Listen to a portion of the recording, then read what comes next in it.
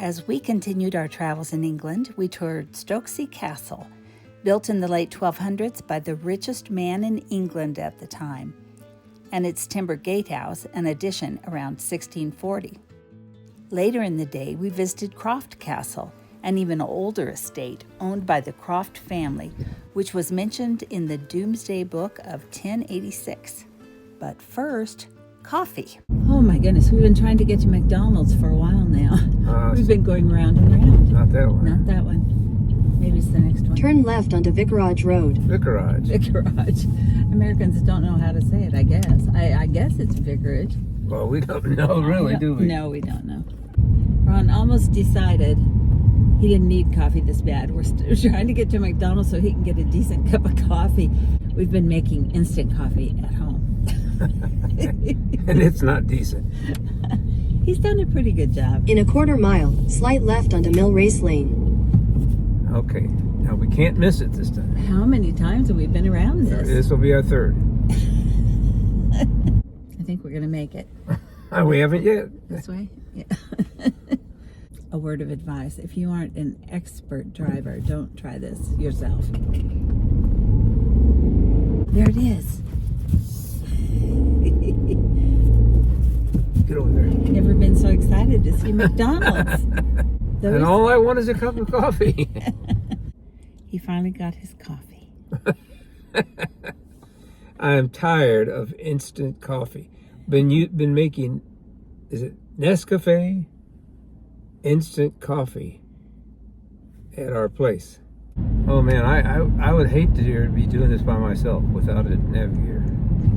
You do need a navigator when you're here. When you're new, you do. Oh, You my really goodness, do. Yes.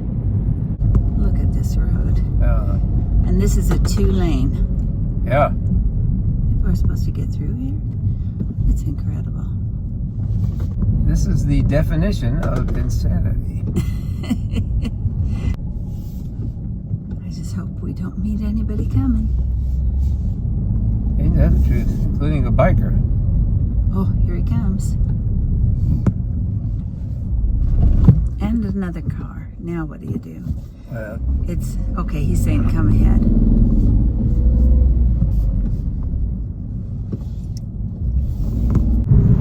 You see, we're starting to get out to the country. Yeah. Now we're out in the countryside, which is so much more relaxing to drive.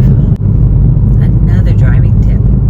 You better know how to drive a stick shift 5 on the floor very well in order to do it with your left hand. Right? Correct. As we entered the grounds of Stokesay Castle, owned by the English Heritage Charity, our attention was drawn to the adjacent parish church of St. John the Baptist and its surrounding cemetery. This is an old cemetery. The church was founded in 1150, but was badly damaged during the English Civil War and rebuilt in 1654. The interior dates from the late 1600s.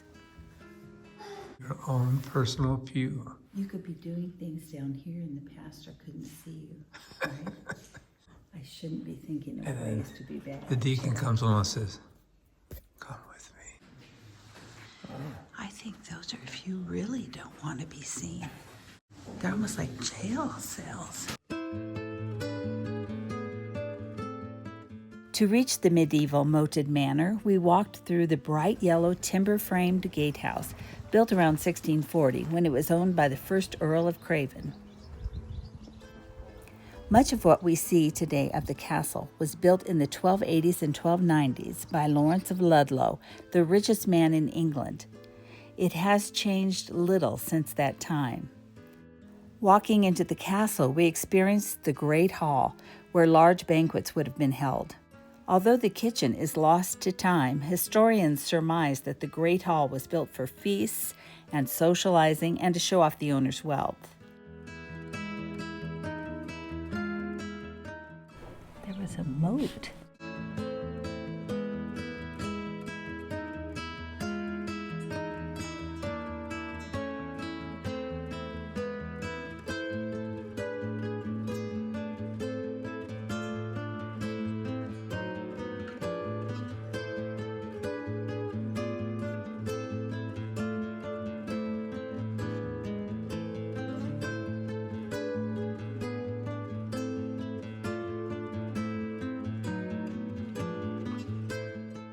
Historians say that Ludlow was a businessman and lender of large sums of money to the aristocracy and even the king.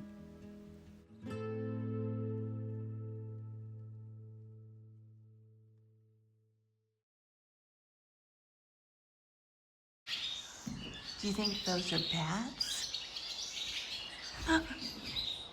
They are. No, they're not. It's a swallow.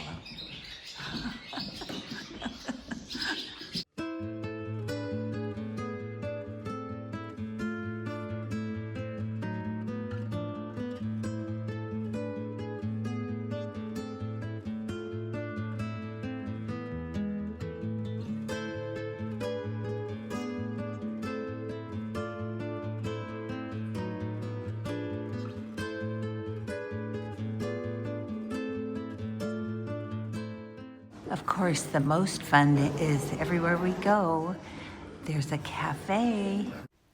Croft Castle in Parkland in Herefordshire, England, where we headed next, was owned by the Croft family starting in 1085.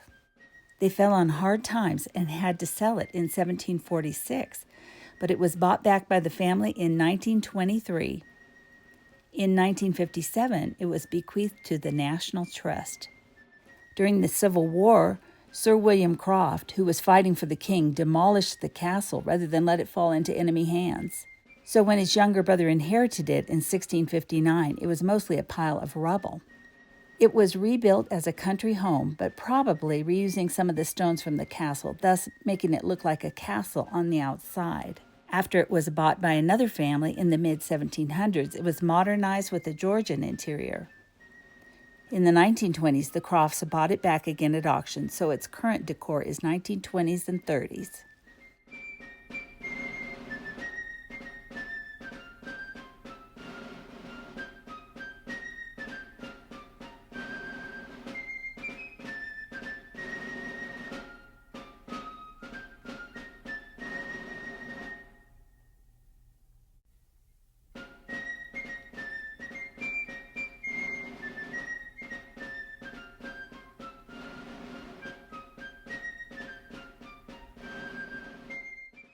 St. Michael and All Angels Church on the Croft Castle grounds was originally built in the 1300s and is still being used as a parish church today.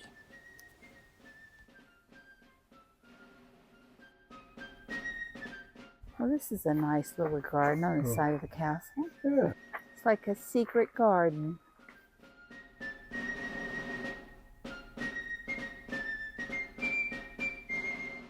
Look at how beautiful this is. Oh, yeah.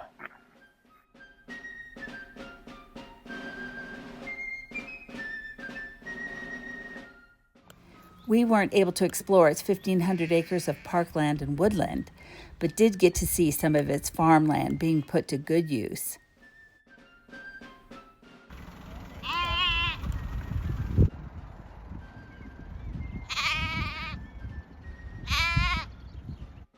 Thanks so much for watching.